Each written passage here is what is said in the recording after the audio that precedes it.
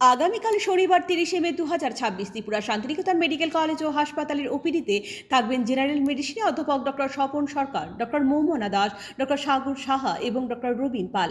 শিশু বিভাগে থাকবেন doctor Swapna Sinha, doctor Olivia Dasgupta, doctor অনুভব ঘোষ এবং ডক্টর নীলাঞ্জন মজুমদার। প্রসূতি ও স্ত্রী বিভাগে থাকবেন ডক্টর মেজর মাহবুবুর রহমান। চক্ষু বিভাগে থাকবেন ডক্টর পায়েল চন্দ্র মগ এবং ডক্টর টুসি মলসম।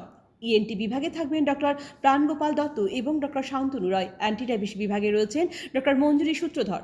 জেনারেল সার্জারি বিভাগে রয়েছেন ডক্টর দেবদীপ দেবনাথ। ডেন্টাল বিভাগে থাকছেন ডক্টর তেজস্বিতা আচার্য। অর্থোপেডিক বিভাগে রয়েছেন ডক্টর নবারুণ দেবনাথ এবং ডক্টর কীর্তিমান সাহা। ফিজিওথেরাপিতে থাকবেন অরিন্দম বিশ্বাস এবং স্লিমা সাহা। শান্তিনিকেতন মেডিকেল কলেজ ও হাসপাতালের ওপিডির পাশাপাশি আইপিডি বিভাগও চালু রয়েছে।